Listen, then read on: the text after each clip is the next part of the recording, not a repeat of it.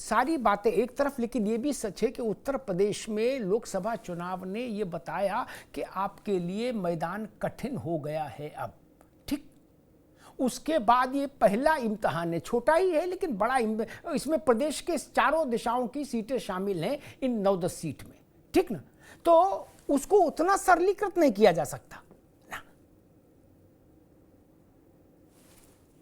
उत्तर प्रदेश में भारतीय जनता पार्टी को लोकसभा चुनाव में अपनी अपेक्षा और अपने उम्मीदों के बिल्कुल ठीक विपरीत परिणाम मिला था। एहसन सिंह जी, दोबारा बोलें आप, जो ये आवाज कनेक्ट नहीं, मैंने कहा सारी बातें अब एक तरफ, लेकिन उत्तर प्रदेश की जमीन लोकसभा चुनाव ने बताया कि भाजपा के लिए पहले जैसी सरल जमीन नहीं है, कठिन मैदान हो गया है। इस बात से तो सहमत है ना आप? अमिताभ जी देखिए, भारतीय जनता पार्टी, अभी हमारे सिको साहब ने कहा भारतीय जनता पार्टी एक मजबूत पार्टी है, और जो मजबूत पार्टी होती है निश्चित तौर पे उसके सहयोगी भी मजबूत होते हैं। हम समाजवादी पार्टी की तरह नहीं है जिसका उत्तर प्रदेश से बाहर अस्तित्व नहीं है, और हम कांग्रेस की तरह भी नहीं है जिसका उत्तर प्रदेश में कोई अस्तित्व नहीं है। मुझे लगता है कि हम लोग जब बाल्यावस्था में थे, 12वीं कक्षा में पढ़ रहे थे, उसके बाद तो हमने नहीं देखा कि कभी कांग्रेस का सूर्य उदय हुआ हो उत्तर प्रदेश में। तो निश्चित तौर पे उत्तर प्रदेश की जनता जो है वो उसको चुनती है जिसको आप देखे होंगे बार बार, लगभग 2014 से 50 छोटे बड़े चुनाव में उत्तर प्रदेश की जनता ने हमेशा भारतीय जनता पार्टी को संपूर्ण और भरपूर आशीर्वाद दिया। अभी 2024 के चुनाव में भी आप देखिए, तमाम छल बल लगाए गए, जाति का बल लगाया गया, धर्म का बल लगाया गया, एक धर्म को इकट्ठा किया गया, हिंदू धर्म को जातियों में बांटने का कार्य किया गया, एक धर्म को खतरे में बताया गया। उसके बाद भी सरकार किसकी बनी? भारतीय जनता पार्टी की। इसीलिए हम कहते हैं ना हम बटेंगे, ना हम कटेंगे और ना घटेंगे, और आप देखिएगा यही होगा। अब ना हम बटने वाले हैं, ना हम कटने वाले हैं, ना हम घटने वाले हैं। ठीक है, एहसन सिंह रुकना होगा। मैं नावेश शिको के पास चलूंगा। नावेश शिको, भारत की राजनीति में एक विचित्र किस्म की हिपोक्रेसी है कि मंच पर कहिए कोई जात नहीं, कोई धर्म नहीं, सब भारतीय एक हैं। क्या चुनाव में टिकट बांटिए तो जात नहीं गोत्र तक देखिए कि घोसी है कि कमरिया। क्या मंच पर चुनाव में प्रचार करने जाइए तो जात और धर्म दोनों हाथ में साध कर जाइए। क्या, और जब चुनाव निबट जाए तो फिर कहने लोगों ना ये सब कुछ नहीं, ये सब कुछ नहीं, सब भारतीय 140 करोड़ लोगों की बात करो भाई।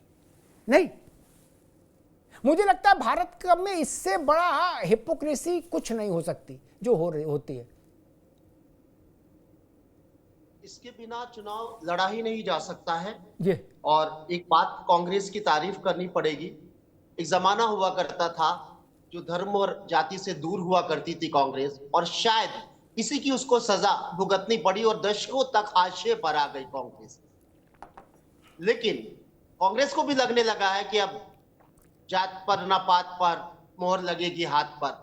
अब जात और धर्म के बिना राजनीति हो ही नहीं सकती। इस देश का दुर्भाग्य है, और हमारे जैसे एक आम वोटर की भी कमी है कि ये सब पहलुओं को देखकर हम वोट देते हैं। शायद इसीलिए ये एजेंडे बनते हैं राजनीतिक दलों के, चाहे वो क्षेत्रीय दल हो चाहे वो राष्ट्रीय दल हो।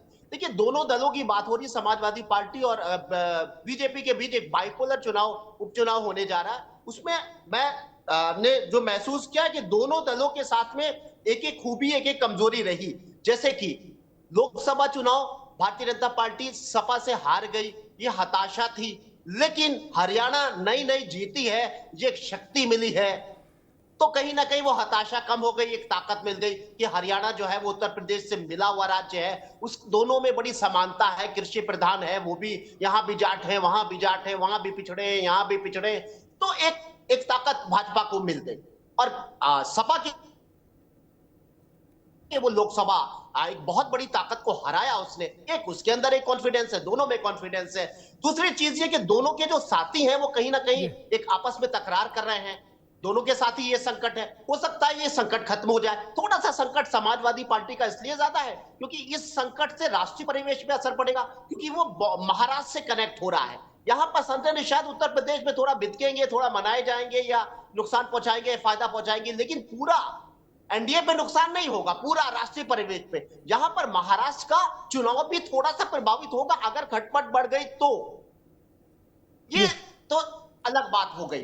दूसरी बात, सबसे बड़ी बात तो यह है कि समाजवादी पार्टी ने कांग्रेस के साथ में अगर यहां रिश्ता अच्छा नहीं बनाया तो कांग्रेस के साथ कांग्रेस का भी बड़ा नुकसान होगा और समाजवादी पार्टी का भी नुकसान होगा और बीजेपी को इसका फायदा होगा। एक चीज और इस चुनाव में मुझे नजर आ रही है, एक बहुत बड़ा रिस्क ले रही है भारतीय जनता पार्टी।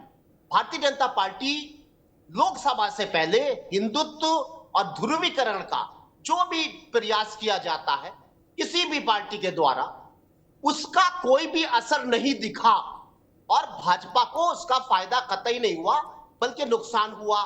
लेकिन वही माहौल, वही फिजाएं इन उपचुनावों से पहले पूरे उत्तर प्रदेश में फैली हुई है। यानी वो जो बॉल फेंकी थी वो बॉल बहुत घाटे में रही थी, उस पर सिक्स पड़ गया था, फिर वही बॉल फेंक रहे हैं।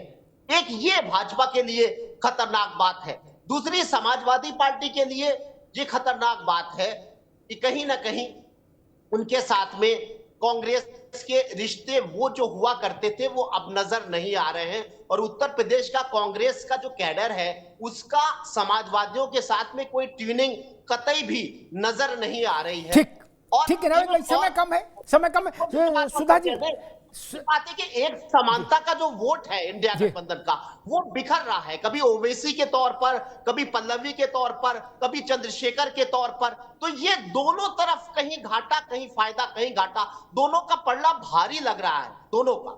ठीक बात। सुधा जी, नावेद शिको कह रहे हैं कि समाजवादी पार्टी और कांग्रेस का जो कार्यकर्ता है वो ग्राउंड पर उसके बीच में ट्यूनिंग नहीं बन पा रही उत्तर प्रदेश में।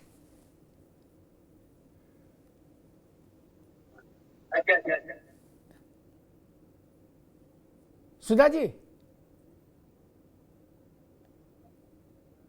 भाई सुधा मिश्रा हैं अपने साथ? हाँ,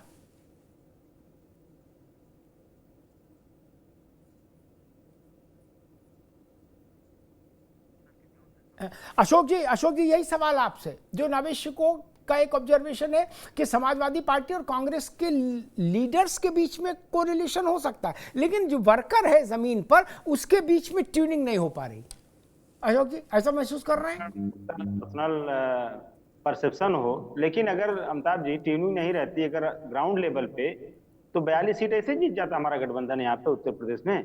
बिना ट्यूनिंग तो संभव नहीं है। अगर नेताओं में ट्यूनिंग रहती, अगर ग्राउंड पे ट्यूनिंग नहीं रहती तो हम लोग इतना अच्छा प्रभाव नहीं कर सकते थे। ठीक है, थोड़ा बहुत कड़वाहट थी मध्य प्रदेश के चुनाव में, वो कड़वाहट हम एक्सेप्ट कर रहे हैं, लेकिन उसके बावजूद हम लोगों ने सारी चीजें भुला करके एक साथ एक मत से हमारे गठबंधन के लिए लेकर के हम लोगों ने काम किया, जिसका परिणाम रहा कि हम लोग 42 सीटें जीते। तो ट्यूनिंग तो है हमारी, तब भी ट्यूनिंग थी लोकसभा में भी, आज भी है और भविष्य में भी ट्यूनिंग रहेगी। देखिए अभी हमारे भाई एसएन जी ने कई बातें कही कि हम लोग जहां रहते हैं हमारा गठबंधन भी मजबूत रहता है। आपने कहा ना हिपोक्रेसी, तो ये हिपोक्रेसी के एग्जाम्पल एक तरह से ये है कि जहां जिसके साथ जाते हैं वो कतई मजबूत नहीं रहता। वो मजबूत रहता है जब ये जाते हैं तो, लेकिन जब वो छोड़ते हैं तो किसी लायक नहीं बचता बेचारा, वो फिर खत्म हो गया है वो। चाहे आपने देखिए नीतीश कुमार जी को देखिए, कितना बड़ा गढ़ उनका दल था और 42-45 से बेचारे सिमट गए। यही हाल महाराष्ट्र में देख लीजिए, जो इनसे सटा सबको निपटा दिए, बीजू जनता दल को देख लीजिए। तो देखिए ये जिसके साथ सटते हैं उसको किसी के लायक नहीं छोड़ते कि वो किसी से सट जाए, वो उसकी कहानी खत्म हो जाती है। इन्होंने कहा जाति से बाहर निकल के सोचिए। आप कहेंगे कि रोज हम एक ही एग्जाम्पल लेके बैठ जाते हैं, जाति के बाहर सोचने का हिदायत कम से कम आप अपने विधायक योगेश वर्मा जी को दे देते कि बेचारे कहते हैं भैया जाति के बारे में हम नहीं सोचेंगे। वो 3 दिन से बेचारे भटक रहे थे, चौथे दिन महाना साहब के यहाँ गए थे, जाके FIR हुआ। आपने कई बातें कहा, सुप्रीम कोर्ट को भरोसा नहीं गठबंधन को। अरे मित्र, अगर सुप्रीम कोर्ट पे भरोसा आपको रहता तो कम से कम उसका आदेश वो नहीं पलटते। आप जो चुनाव आयोग का सिलेक्शन पैनल से सुप्रीम CJI को निकाल के बाहर कर देते, उसके जगह को लगा देते आप। तो भरोसा और बातें करना, समाजवादी पार्टी हमेशा, अमिताभ जी आपने देखा होगा 2012 से 17 तक हमारी सरकार थी और 17 में हमारी सरकार चली गई। और उसका जाने का जो कारण, आप लोग चूंकि बड़े पत्रकार हैं, हम लोगों ने जातिवाद को और अपराध को, हर चीज को अपने आप से दूर रखा। हमारा नारा था काम बोलता है। हमने डायल 100 दिया, हमने एम्बुलेंस दिया, हमने लैपटॉप दिया, हमने अच्छी सड़कें दिया, हमने सब कुछ दिया। लेकिन चूंकि जनता का टेस्ट क्या अमिताभ जी, जो आप कहें ना प्रैक्टिकल, जनता का टेस्ट क्या है, जनता के टेस्ट के हिसाब से अगर आप नहीं चलोगे ठीक है। तो आप बढ़िया सोचो। ठीक है अशोक भाई, मुझे लगता है समाजवादी पार्टी ने अब जनता के टेस्ट को भी समझ लिया होगा और उसके हिसाब से चलने का मानस भी बना लिया होगा पूरा, है ना अशोक जी? अब तक तो समझ ही गए टेस्ट क्या है, बीती ताय विसार दे। सुधा जी, एक परसेप्शन आया, नावेद जी ने कहा कि इस वक्त कांग्रेस और सपा का जो ग्रास रूट लेवल पर कार्यकर्ता है सड़क पर, उसके बीच में केमिस्ट्री मैच नहीं बन कर पा रही, उसके बीच में एक कोरिलेशन नहीं बन पा रहा, लीडर्स के बीच में होना अलग बात है।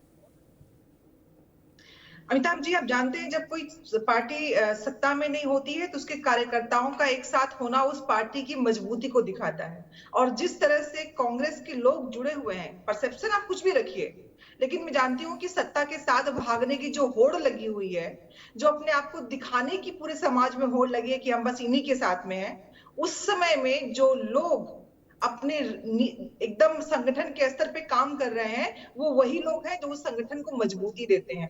तो कहना जब तक जीत नहीं है आप कुछ भी कहेंगे, क्योंकि जाहिर सी बात है सत्ता नहीं है, और किसी भी राजनीतिक पार्टी के सत्ता में होना उसके होने की यथार्थता को दिखाता है, ये सही बात है। दूसरी बात, यहाँ पे हमारे भाई ने अभी इतने 10 मिनट तक बोला उन्होंने, और बोला क्या? अपने पूर्वजों की बुराई, अपने बड़ों की बुराई। जिस देश में सनातन संस्कृति में आप रामचंद्र जी का चरित्र लेके चलते हैं, जिन्होंने पिता की आज्ञा को बिना सवाल किए माना था, उस देश में राजनीति में असर इतना गिर गया है कि अपने देश के प्रथम प्रधानमंत्री की जीत को झूठ कहा जा रहा है। इस देश में असर इतना गिर गया है कि आज तक देश की नींव पर प्रश्न खड़ा किया जा रहा है, आज आपने कौन सी दीवार खड़ी की है, इस पे बात नहीं हो रही है। तो कम से कम झूठ का दिखावा मत करिए कि आपके राम के चरित्र को लेके चलते हैं। जो राम के चरित्र को लेके चलेगा वो अपने पूर्वजों की, अपने बड़ों की इंसल्ट नहीं करेगा। लेकिन इनकी ये नियत है, ये इनका चाल चेहरा है कि बैठ के नेहरू जी बात करेंगे। नेहरू जी जैसा बनने के लिए आपको इसी जन्म में कर्म करने पड़ेंगे। सिर्फ उनको कह के ला के आप राजनीति साध नहीं सकते हैं। तो कम से कम रामचंद्र जी के नाम पे राजनीति करने वाले लोगों, उनके चरित्र का छटांश भी ले लीजिए तो कम से कम राजनीति बेहतर हो जाएगी। मेरा कहना है कि हम नहीं जीत रहे हैं, इसका मतलब नहीं कि संगठन मजबूत नहीं है, लेकिन संगठन से जुड़ा हुआ हर व्यक्ति जिस दिन जीत के स्तर पर जनता के साथ पहुंचेगा, उस दिन हर झूठ का, हर जुमला का, हर उस बुराई का अंत होगा जो इस देश में इस समय इस तरह से काबिज है कि हर कोई ये दिखाने में लगा हुआ है कि हम उसी तरफ हैं। ये इस देश का दुर्भाग्य है। जी, नहीं, कांग्रेस को इस बात का तो कम से कम गर्व रहना ही चाहिए कि इस स्थिति में भी उत्तर प्रदेश में उसके पास जो भी लोग हैं वो हैं। भाई उत्तर प्रदेश की एक पीढ़ी गुजर गई जिसने कांग्रेस का शासन ही नहीं देखा। 89 में नारायण दत्त जी आखिरी मुख्यमंत्री थे, यानी जो 90 में पैदा हुआ वो 34 साल का हो गया। 34 साल के व्यक्ति ने तो उत्तर प्रदेश में कांग्रेस कभी कुछ थी ये देखा ही नहीं। छोटी बात नहीं, अभी नहीं, अब नहीं, छोटी बात थोड़ी ना मैं कांग्रेस के लिए। फिर भी अगर उसके पास जितने भी कार्यकर्ता है, जो भी नेता है वो हैं, तो दूर दूर तक नहीं सवेरा है। यहां जब ऐसी परिस्थिति हो उस समय भी अगर आदमी बनाए तो ये बड़ी बात होती है। एहसन सिंह, कांग्रेस कह रही है कि आपने जवाहरलाल नेहरू की जीत को झूठ क्यों कहा, एक प्रश्न, और दूसरा जो आप पर समाजवादी पार्टी ने सवाल उठाया वो। दोनों देखिए, हमने नहीं कहा, सारे लोग कहते हैं, सारे इतिहासकार कहते हैं, बड़ी बड़ी किताबें लिखी गई। आदरणीय अमिताभ जी भी बतलाए थे कि पटेल जी की संख्या बल ज्यादा था लेकिन चल बल जीत गया। चलिए कोई बात नहीं, हम कहते हैं कि हमारी बहन हो सकता है शर्माए न शर्माए, लेकिन जिन पूर्वजों के बारे में इन्होंने कहा वो जरूर शर्मा गए होंगे कि काश मैं बहन की भावना और विचार के अनुकूल कार्य किया होता, काश मैं भी भगवान राम को नकारा नहीं होता, काश उनको ये नहीं कहा होता कि भगवान काल्पनिक है कि नहीं, रामेश्वरम काल्पनिक है कि नहीं, उनके खिलाफ वकील खड़ा करे कि नहीं, राम मंदिर बनने का विरोध करे कि नहीं, ये जरूर वो शर्मा गए होंगे। हमारी बहन ने तो अच्छा कहा, लेकिन उस विचारधारा को नहीं उन लोगों ने माना। इन्होंने कहा कि नहीं बड़े का सम्मान करना चाहिए, इनकी पार्टी को शर्माना चाहिए जो चुने हुए प्रधानमंत्री को कहता है बोटी बोटी कर दूंगा इमरान मसूद। इनके पार्टी के लोग कहते हैं उसको तो रावण वाला असर है। इनके अपने को विश्व को सुधारना नहीं है, सिर्फ देश को बंटवारे की बात करते हैं। सच में शर्मिंदगी हो रही है इस देश के क्रांतिकारियों को, शर्मिंदगी हो रही है इस देश में यहाँ तक पहुंचने दिया। जाहिर सी बात है, बिल्कुल सही कह रहे हैं,